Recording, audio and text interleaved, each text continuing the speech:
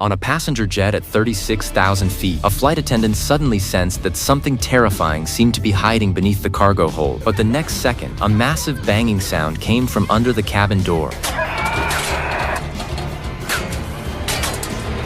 As the door kept being battered and deformed, a horrifying creature suddenly burst out from inside. Even stranger, despite suffering such a severe in-flight incident, the plane, carrying 210 passengers, did not crash. Instead, it landed safely at Kennedy Airport. Sensing something wrong, the airport director rushed to the scene. When they tried to touch the underside of the plane, the bone-chilling cold that shot through their feet made their spines shiver. They realized the severity of the situation was beyond anyone's expectations. On the safely landed aircraft, there was no light and no distress calls, only dead silence. The director immediately ordered a lockdown of the airport, called in all emergency vehicles, and notified the SWAT team, the Department of Homeland Security, and the CDC. He also ordered all airport staff to turn off their cell phones and fully block the news from spreading. Facing this eerie aircraft with the highest alert, a large SWAT team quickly surrounded the scene. They believed it was a hijacking that posed a serious threat to national security. But only Eve, the head of the CDC, realized this was most likely a severe viral crisis. After such a major accident, over 200 passengers couldn't possibly make no sound at all. Plus, their monitoring equipment detected no signs of life inside the plane. Meanwhile, at a pawn shop not far from the airport, an elderly man was watching the news on TV. His expression was grave, as if he knew what was about to happen. He cut his finger with a small knife and let a few drops of blood fall into a container. But unexpectedly, a long dead heart inside the container suddenly extended countless tentacles and began frantically sucking up the blood. What secret was the old man hiding, and what was the story behind this heart that had already died? Back at the airport, on Eve's recommendation, the military began biochemical testing on the plane. Eve and her assistant Nora put on the highest level of hazmat suits. After the staff set up the monitoring equipment, the two stepped inside the viral containment shield. But what happened next left them completely stunned.